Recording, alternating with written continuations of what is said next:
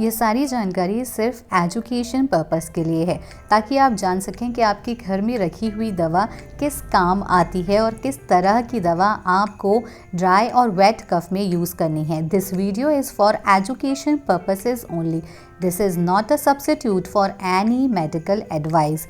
Please visit to doctor before taking any medication. नमस्कार दोस्तों, welcome back to your own channel. आप देख रहे हैं डाइटिशियन लक्ष्मी डॉक्टर विनीत और मैं हूं आपकी अपनी dietitian and master of pharmacy Lakshmi Yadav. आज हम बात करेंगे कि आपको किस तरह का कफ सिरप लेना चाहिए। अगर आपको सर्दी जुकाम है तो कौन से ब्रांड की कफ सिरप आप ले सकते हैं, किस टाइप की आपको सर्दी या खांसी हो रही है और क्या उसके साइड इफ़ेक्ट होंगे। तो बने रहिएगा यही इसी वीडियो पर। और अगर अभी तक आपने ये चैनल सब्सक्राइब नहीं किया है तो प्लीज़ सब्सक्राइब अवर चैनल और शेयर कीजिए अपने दोस्तों और रिश्तेदारों के साथ। चलिए शुरू करते हैं आज का ये वीडियो।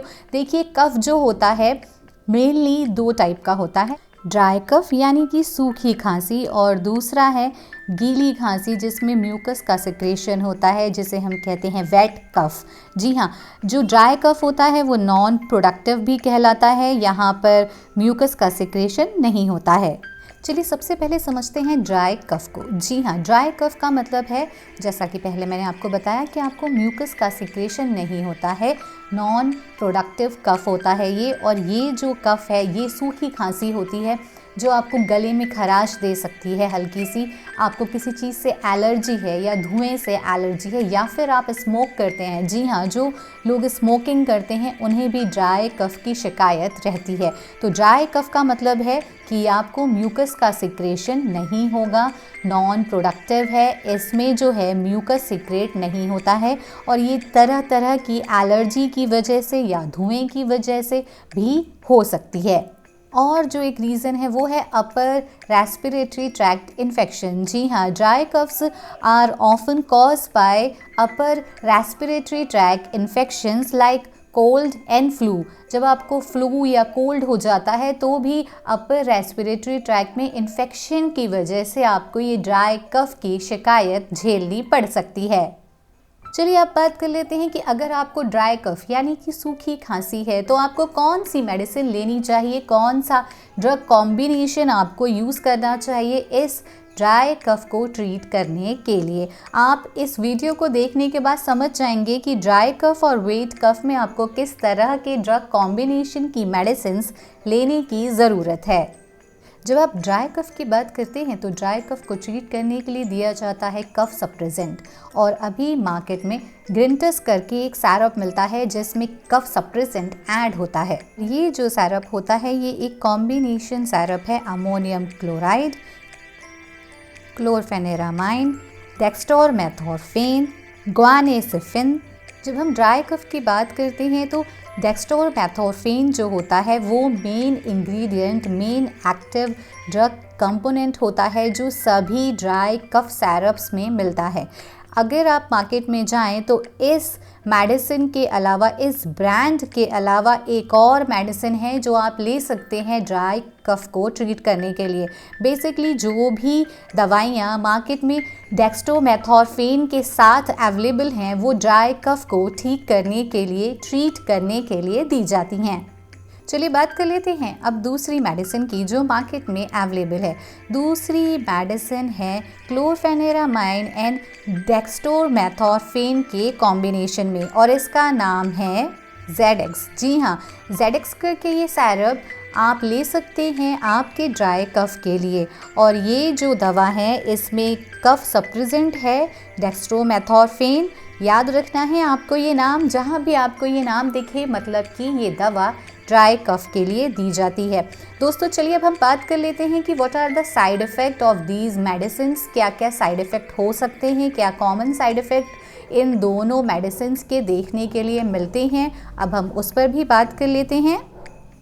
ओह, लेकिन हमने क्लोरफेनेरामाइन के बारे में तो बात की ही नहीं। ये एक एंटीहिस्टामिनिक है। जी हाँ, ये जो एलर्जिक रिएक्शंस होते हैं उनके सिम्टम्स को कम करता है। उनके जो भी हमें असर दिखते हैं, जैसे एलर्जिक रिएक्शन, आँखों से पानी आना, नाक से पानी आना, ये सारे रिएक्शंस जो होते हैं उन्हें ये कम करता है क्लोरफेनेरामाइन। ये एक एंटीहिस्टामिनिक है जो कि एलर्जी वाली कंडीशंस में, अस्थमा वाली कंडीशंस में जो भी सिम्टम्स होते हैं उन्हें कम करने के लिए दिया जाता है।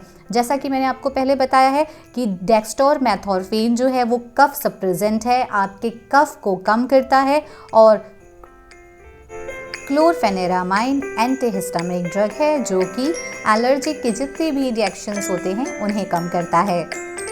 तो चलिए अब साइड इफ़ेक्ट देख लेते हैं। साइड इफ़ेक्ट है सबसे पहला इसमें पेट में दर्द होना। जी हाँ, आपको एब्डोमिनल पेन हो सकता है as a side effect of these medicine. ये इनके कॉमन साइड इफ़ेक्ट हैं। इसके अलावा आपको नींद आ सकती है, सिर भारी लग सकता है, ये भी इनके साइड इफ़ेक्ट हैं।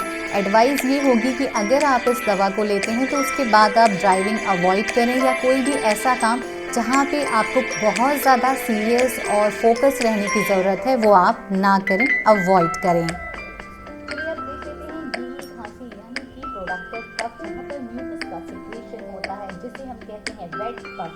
दोस्तों, यहाँ पर जो सिम्टम्स हैं जैसा कि हमने पहले बताया, म्यूकस का सिक्रेशन होगा, रीजन होगी आपके चेस्ट में टाइटनेस होगी, आपको जो है घरघराहट, सरसराहट जैसी आवाज़ें आएंगी, डिफिकल्टी इन ब्रीथिंग यानी कि आपको सांस लेने में भी तकलीफ हो सकती है अगर आपको म्यूकस प्रोडक्टिव कफ है तो, या फिर वेट कफ है तो। चलिए अब बात करते हैं वो कौन सी मेडिसिन हैं जो आपको वेट कफ में लेनी चाहिए। तो सबसे पहला है एम्ब्रोलाइट एस सायरप। जी हाँ, ये जो सायरप है इसमें कॉम्बिनेशन होता है बहुत सारी ड्रग का। इसमें होता है एम्ब्रोक्सोल, ग्वानिफिसिन, और सबसे मेन जो कंपोनेंट है जो आपको गीली या म्यूकस खांसी में दिया जाता है वो होता है टरब्यूटालीन। जी हाँ, टरब्यूटालीन के कंपोनेंट वाली, एक्टिव इंग्रेडिएंट वाली जो भी आपको मेडिसिन्स मार्केट में मिलेंगे वो म्यूकस जनरेटेड कफ सायरप्स के लिए दिए जाते हैं,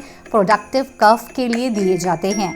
ये जो एम्ब्रोलाइट एस सायरप है इसमें मेंथॉल भी एक इंग्रेडिएंट है जो ऐड किया जाता है। चलिए दूसरा एक और सायरप देख लेते हैं। जैसा कि हमने पहले देखा था ग्लिंटस सायरप, अब ये है ग्लिंटस BM सायरप। जी हाँ, ये जो सायरप है इसमें टरब्यूटालीन एंड ब्रोमहेक्सिन ये दोनों एक्टिव इंग्रेडिएंट होते हैं जो आपके म्यूकस जनरेटेड कफ को ठीक करने का, ट्रीट करने का काम करते हैं।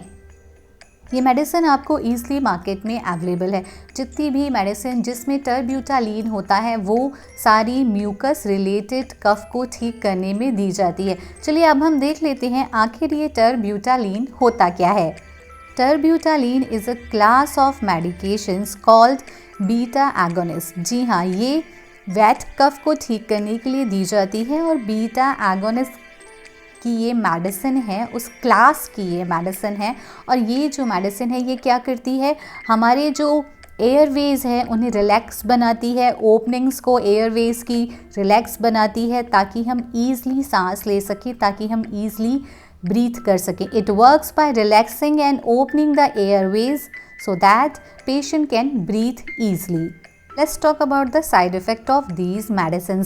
ये जो वेट कफ के लिए दी जाने वाली मेडिसिन है इनके जो कॉमन साइड इफ़ेक्ट हैं वो है सिर भारी होना, नर्वसनेस होना, डिफ़िकल्टी इन स्लीपिंग। जी हाँ, इसमें नींद नहीं आती है, पेशेंट को काफ़ी स्ट्रगल करना पड़ता है टू स्लीप। आई होप आप सबको ये वीडियो समझ में आया होगा, ये सारी जानकारी समझ में आई होगी कि अगर हमारे पास दो तरह की खांसी है तो इन दोनों में कौन सी ड्रग्स काम करती हैं, कौन सी मेडिसिन्स लेनी है।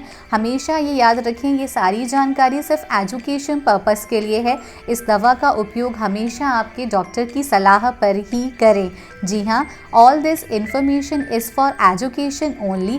Please visit and take advice to your doctor before taking any medication. चलिए दोस्तों, आज के लिए सिर्फ इतना ही। अपना ध्यान रखिए, अपने दोस्तों और रिश्तेदारों का ध्यान रखिए। Kindly subscribe this channel and share with your friends and family. अगले वीडियो में हम फिर से मिलेंगे किसी नई जानकारी के साथ।